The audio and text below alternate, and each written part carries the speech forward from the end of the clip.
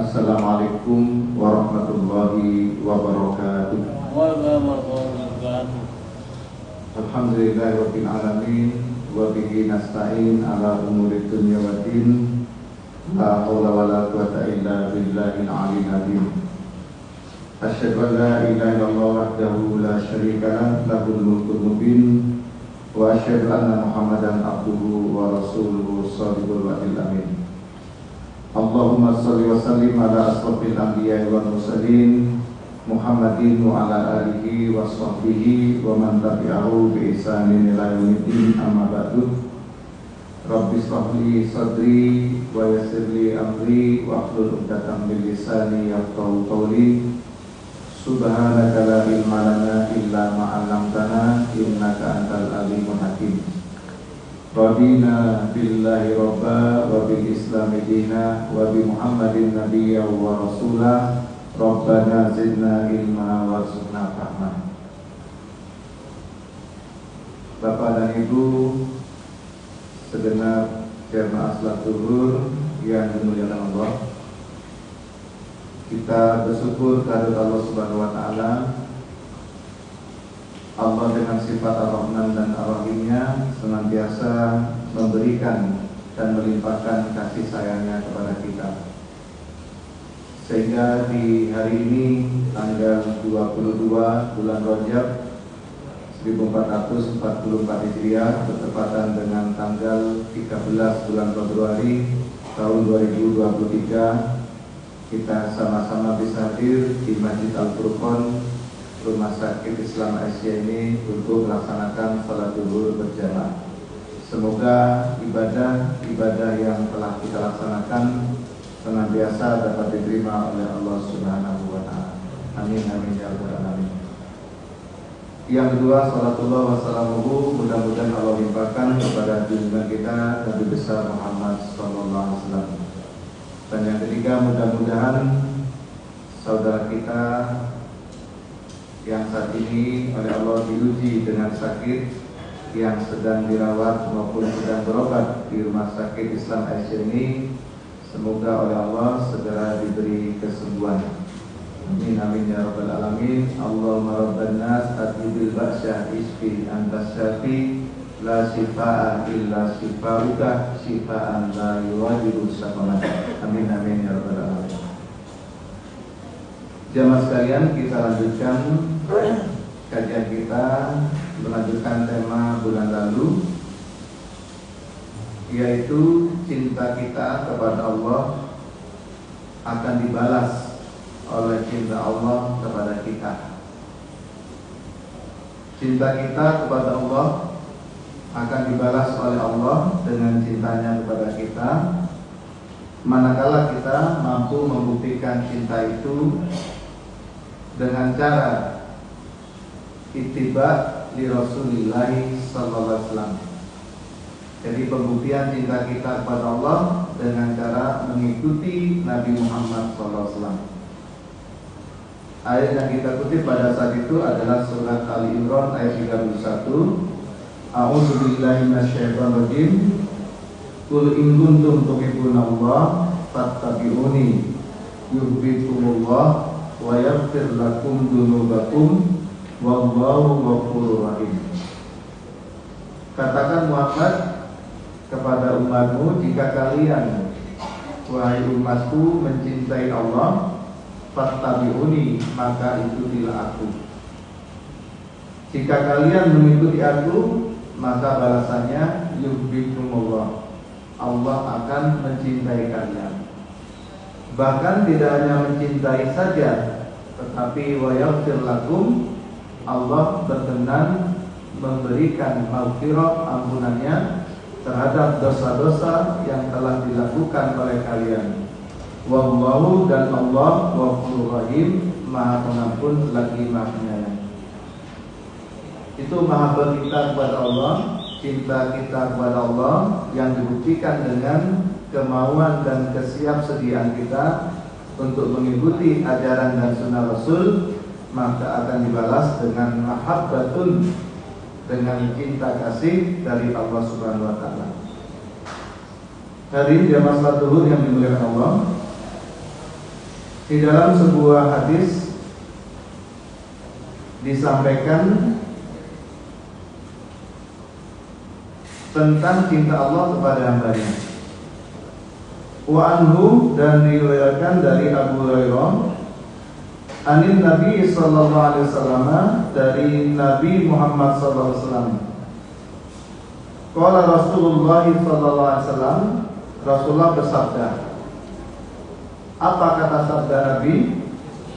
Inna Allah Ta'ala, sesungguhnya Allah Subhanahu wa Ta'ala, idza ahabba, apabila Allah itu mencintai, abdan, terhadap seorang hamba, da'a Jibril, maka Allah memanggil malaikat Jibril. Ketika Allah mencintai seseorang, di sini disebut dengan abdan, seorang hamba, da'a Jibril, maka Allah memanggil malaikat Jibril.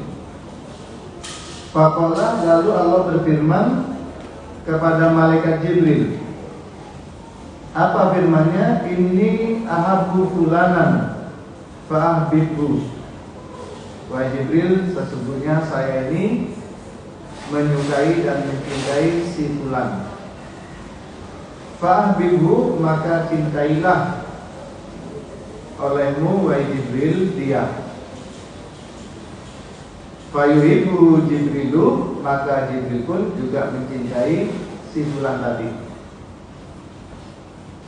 Allah menyampaikan kepada Jibril, wahai Jibril, saya mencintai dia, si fulan ini, maka kamu cintai juga dia. Fayuhibbu, maka Jibril pun mencintai.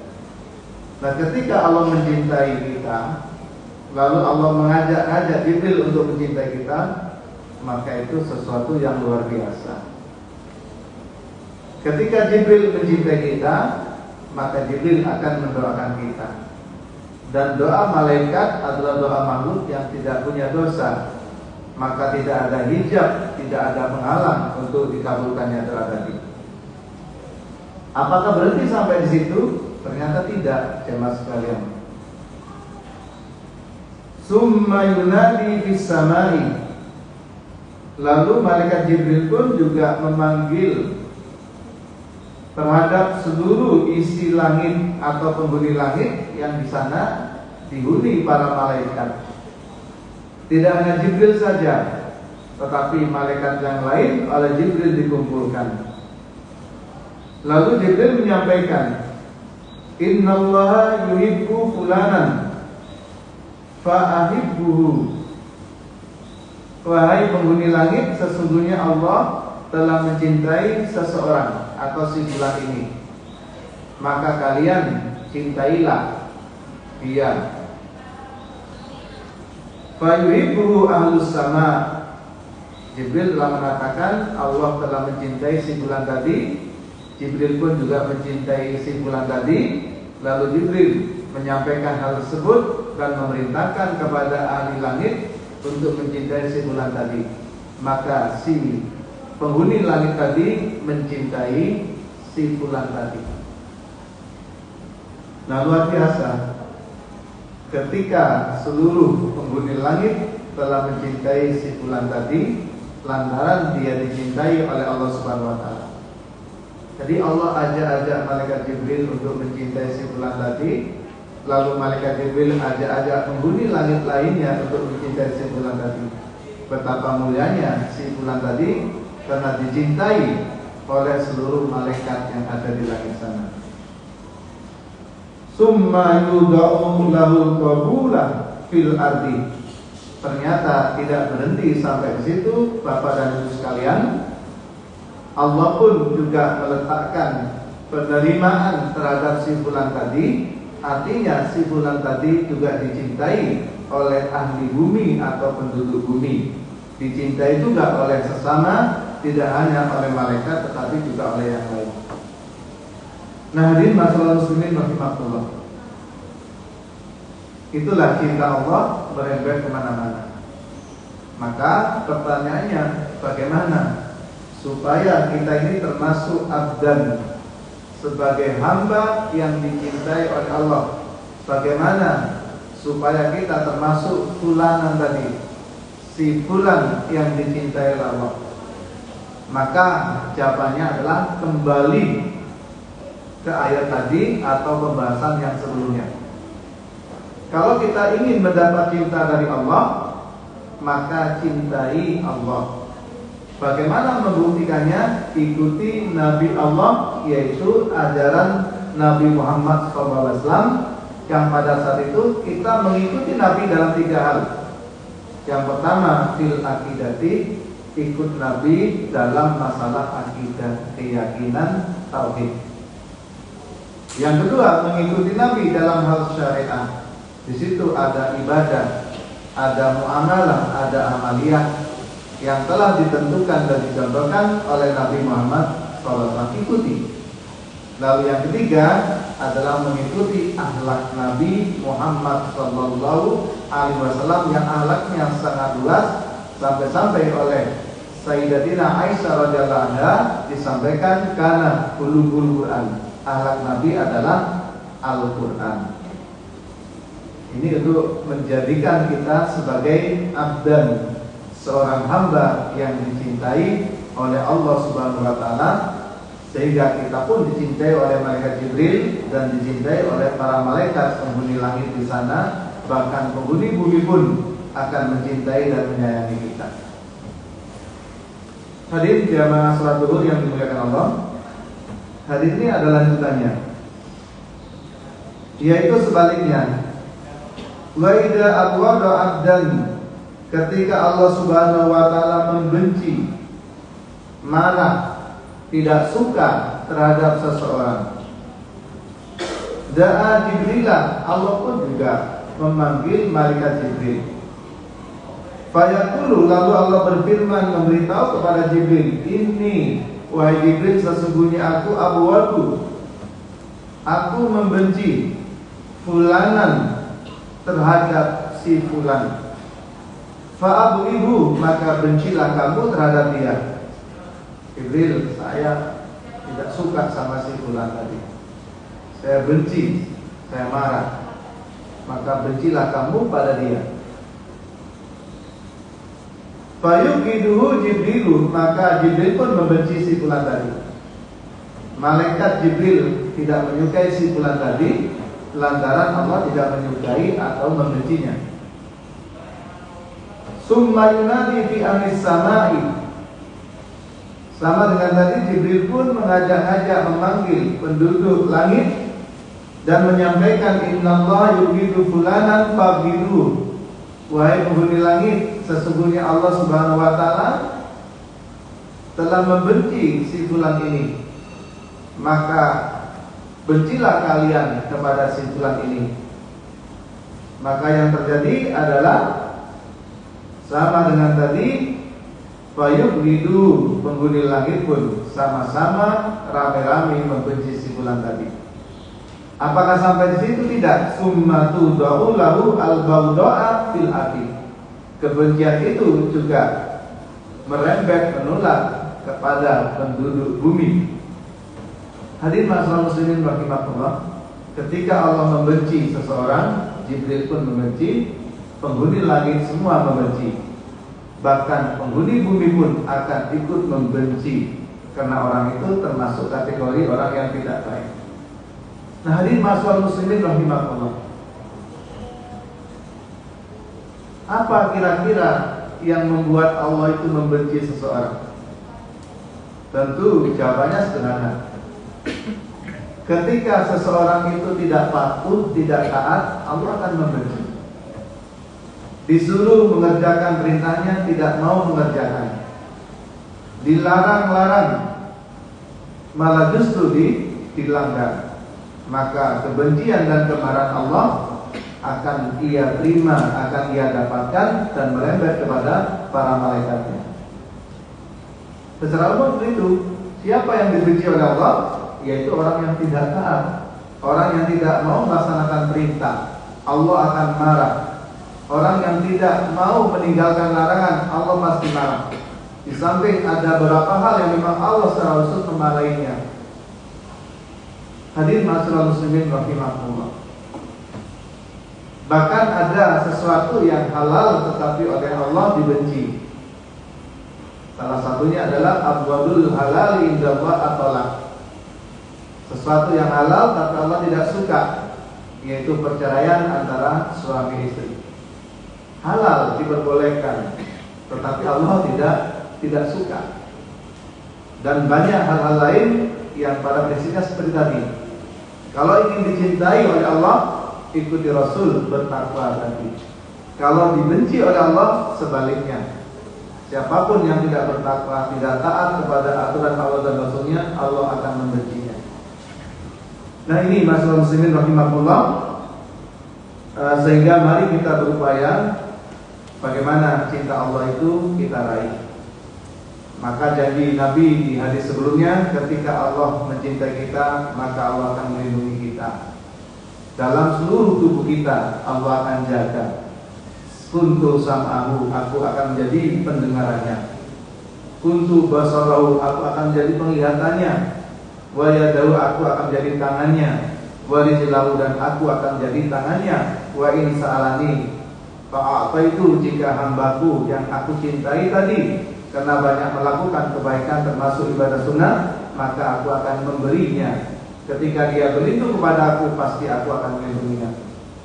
Yang terakhir, masalah muslimin rahimahullah, ada hadis dari Aisyah radhiyallahu anha, anna Rasulullah sallallahu alaihi wasallam, sesungguhnya Nabi Muhammad sallallahu alaihi wasallam ba'asa rajulan ala sariyatin. Nabi pernah mengirim rajulan. Rajulan itu artinya seseorang, rajul rijal. Ala sariyatin dikirim kepada sebuah peperangan. Fakana yaqra'u li ashabi fi salatihim tamu bikul huwallahu ahad. Dan laki-laki yang Nabi utus di dalam peperangan itu ketika sholat dan dia menyukai membacakan Al-Quran di hadapan para sahabatnya. Jadi suka membacakan Al-Quran. Namun ketika dia selesai membacakan Al-Quran, dia menutup bacaannya itu dengan Qul huwallahu ahad, Allahus samad, lam yalid wa lam yulad wa lam yakul lahu kufuwan ahad. Jadi dia suka banget membaca Al-Ikhlas, baik di dalam sholat maupun di luar sholat. Ada yang mengatakan ini aku banget.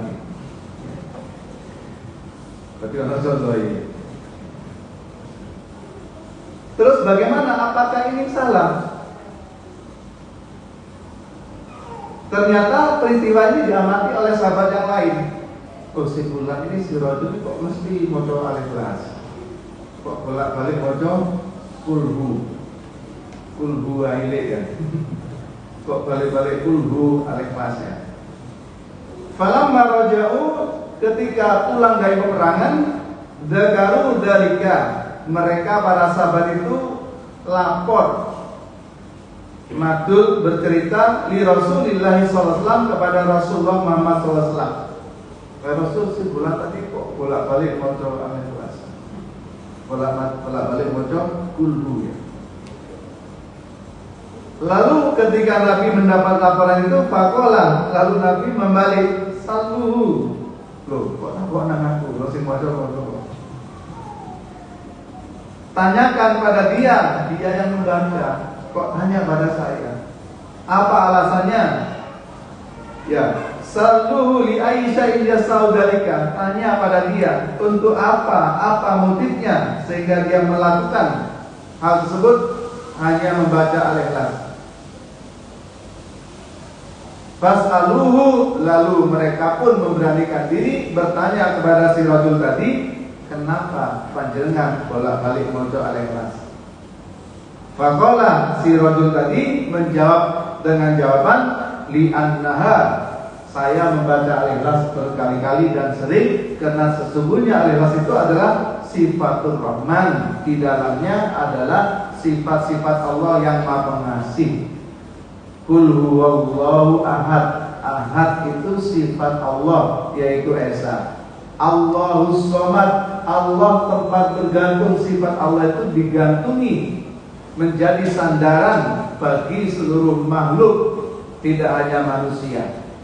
Maka bergantunglah, berlindunglah, memintalah, memohonlah, mengadulah kepada Allah, karena Allah as-samad. Lam yalid, Allah itu tidak beranak, sehingga Allah tidak punya keturunan. Walam yulad, dan Allah juga tidak dilahirkan, sehingga Allah tidak memiliki leluhur. Sifatur Rahman. Fa'ana al-uhibbu an aqra'a biha. Karena al-ikhlas itu ada sifat Allah ar-Rahman, aku mencintai untuk membaca al-ikhlas. Makanya saya bolak-balik membaca al-ikhlas, kata si rajul tadi. Faqala Rasulullah sallallahu alaihi wasallam. Jawaban itu juga disampaikan kepada Nabi. Alasan si rajul tadi kenapa sering-sering baca al-ikhlas, maka Rasul pun berkomentar, biru wahai sahabat, sampaikan kepada si rajul tadi, annallaha ta'ala, sesungguhnya Allah subhanahu wa ta'ala, yuhibbuhu, mencintai dia. Kenapa dicintai Allah? Karena bolak-balik maca al-ikhlas. Tapi alasannya karena itu sifatur Rahman. Kalau kita maca al-ikhlas, alasan apa? Setan mari. Sholat jangan mari cepet-cepetan. Kalau ini alasannya itu penghayatan. Karena penghayatan dan dia bisa menghayati, menikmati, ingin diulang-ulang al-ikhlas. Monggo yang mau baca al-ikhlas nggak apa-apa. Yang penting alasannya tadi. Ya. Karena itu adalah sifatur Rahman, bukan karena request jamaah. Kok belum pada atas mereka al-ikhlas dimusuhi, jamaah hilang ya. Nah. Fihi dalilun ala anna man ahabba hadis suratan li'adli anna sifatullah ahabballah. Nah ini ada penjelasan. Hadis ini menjadi dasar bahwa sesungguhnya seseorang yang mencintai surat ini, surat Al-Ikhlas, li'adli, karena alasan anha, sesungguhnya Al-Ikhlas itu adalah sifatullah, sifat Allah, ahabbahullah, maka Allah akan mencintai dia. Wa ala jawazi takhsisi ba'dal Qur'an bimailin nafsi wal istisar minhu. Juga menjadi dasar kita pun juga boleh memilih surat-surat lain yang menjadi kekhususan yang kita cintai, tetapi ada dasar, ada aspek ini. Kenapa kok suka membaca ini? Ada alasannya. Oh, di dalamnya kok bagus sekali. Kenapa suka membaca Ar-Rahman? Oh, luar biasa. Ar-Rahman itu bolak-balik menanyakan, fabi ayyi ala rabbikuma tukadziban, nikmat apa lagi yang akan kalian dustakan, wahai golongan jin dan manusia. Jadi ada alasannya, sehingga kita menyukai surat tertentu dan kita baca berulang-ulang. Nah, hadirin masalah muslimin rahimahullah, kesimpulan dari hadis yang terakhir, ternyata Allah mencintai hambanya itu disebabkan dengan amal perbuatan yang didasarkan pada pemahaman, kesadaran, penghayatan. Sederhana, al-ikhlas bisa menjadikan kita meraih cinta dari Allah Subhanahu wa taala. Demikian pula dengan surat-surat yang lain, amalan-amalan yang lain. Demikian yang bisa saya sampaikan. Mudah-mudahan menjadi ilmu yang bermanfaat. Mudah-mudahan kita mencintai Allah, mencintai ajaran Nabi, dan Allah pun mencintai kita. Ketika Allah mencintai kita, Allah akan menjaga, melindungi kita, dan Allah akan mengabulkan semua keinginan dan hajat kita. Amin amin ya rabbal alamin. Mari kita tutup dengan membaca hamdalah. Alhamdulillahirabbil alamin. Subhanakallahumma wa bihamdika asyhadu an la ilaha illa anta astaghfiruka wa atubu ilaik. Wassalamualaikum warahmatullahi wabarakatuh. Waalaikumsalam warahmatullahi wabarakatuh. Ini bisa kamu akhlaknya Nabi Muhammad. Al-Quran itu harus baca itu. Kalau dibaca